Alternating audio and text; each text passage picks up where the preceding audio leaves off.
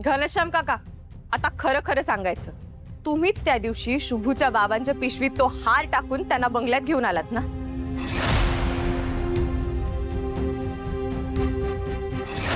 आता खोटं बोलून काहीच उपयोग होणार नाही, कारण खरं काय ते मला चांगलंच माहिती आहे. अहो बोला ना, कसल्या हाराबद्दल बोलतायत? तुम्ही हे सगळं सामान बांधून कायमचे गावाला जायला निघालात ना?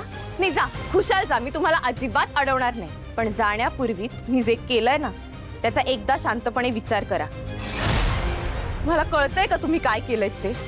एका गरीब माणसाला त्याची काहीही चूक नसताना एका खोट्या केसमध्ये फसवलंय, आणि तेही एका अशा माणसाला फसवलंय जो आयुष्यात कधीच कधीच कोणाचा वाईट करायचा विचार करू शकत नाही.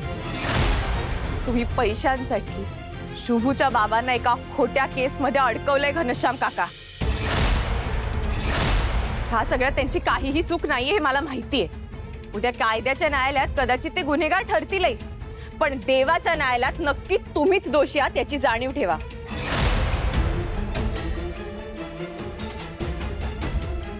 अहो, मी एवढं बोलते तरी तुम्हाला जरा सुद्धा लाज वाटत नाही का हो?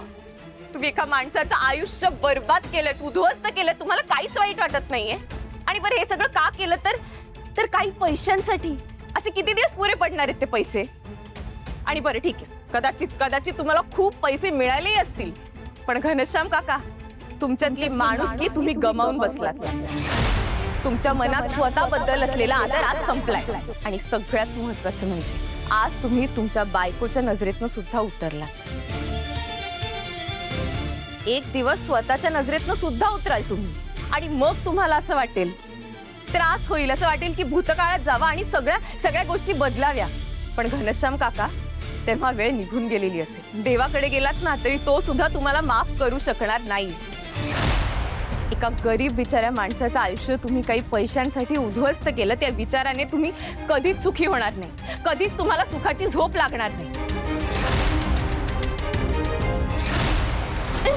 काका सोडा ना मला, प्लीज सोडा ना मला, माझ्या घरी जाऊ दे ना. गप्पा बस, बोललोय ना, का ना खाली हाणेल.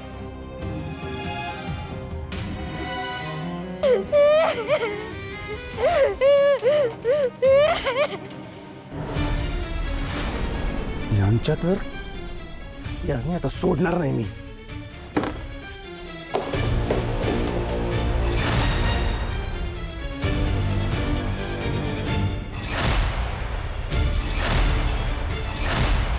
शुभू दादा तुम्हाला इथून घेऊन जायला आलास ना, मला घेऊन जा ना, इथून दुखतंय, मला घेऊन जा ना इकडे. पिऊ बा, तू अजिबात काळजी करू नकोस.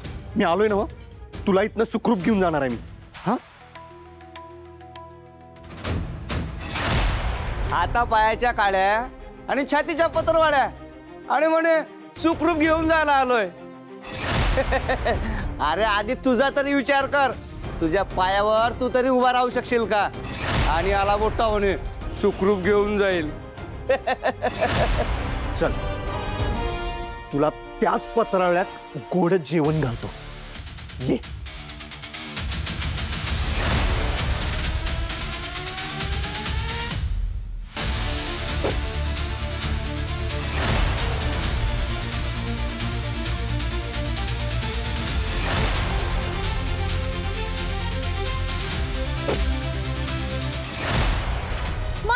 मार अजून मारतात ना, खूप त्रास दिला त्यांनी मला, अजून मार, जोरात मार एकदम.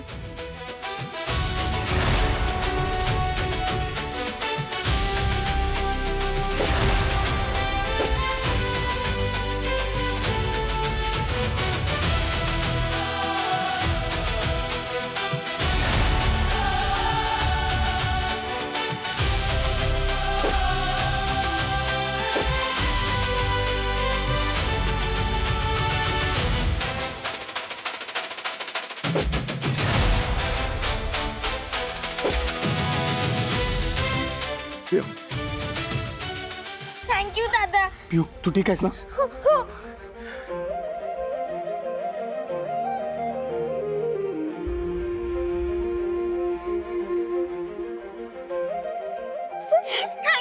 थँक्यू शुभू दादा, थँक्यू सो मच. थँक्यू कशाला म्हणतेस पिऊ बाळा?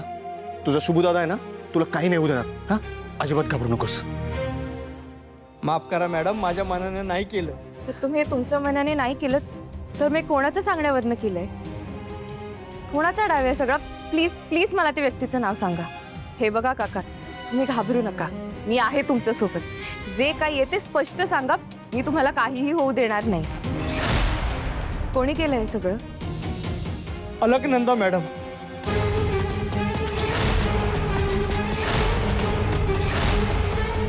आत्या. घनश्याम काका, तुम्ही आत्ताच्या आत्ता माझ्या बरोबर पोलीस स्टेशनला येऊन खरं काय ते सांगायला तयार आहात? हे बघा, तुम्ही असं केलं ना तरच बिचारी निर्दोषांना सुटू शकतील आणि खऱ्या गुन्हेगाराला शिक्षा होईल.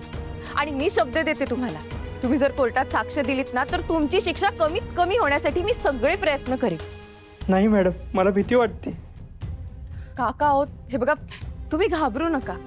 या न्यायाच्या लढाईत तुम्ही एकटे नाही आहात. शुभू आहे तुमच्या बरोबर. तो तुम्हाला आणि तुमच्या कुटुंबाला काही होऊ देणार नाही. हे बघा काका, चूक तर तुम्ही केली आहे ना, मग आता तुम्हाला तुमची चूक सुधारायची एक संधी मिळते, ती गमावू नका.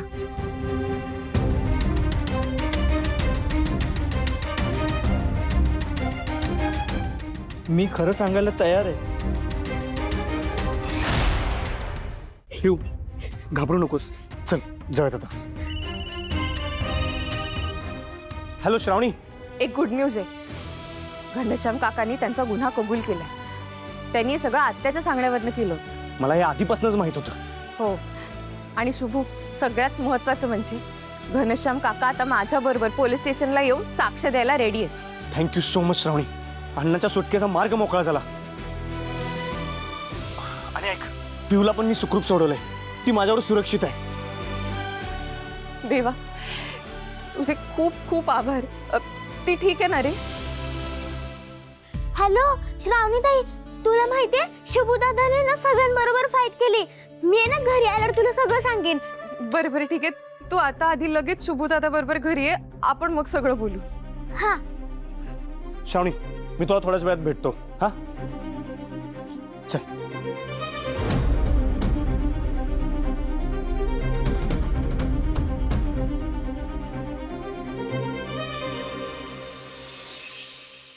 आता तुझ्या सगळ्या टेस्ट झाल्या and you are definitely pregnant. 2रा महिना लागलाय. कॉंग्रॅच्युलेशन्स. बस ना.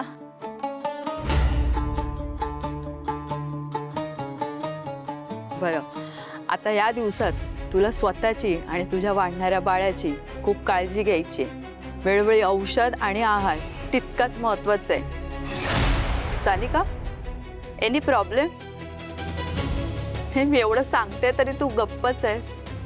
बोल. डॉक्टर, मला हे मूल नकोय. मला अबॉर्शन करायचंय.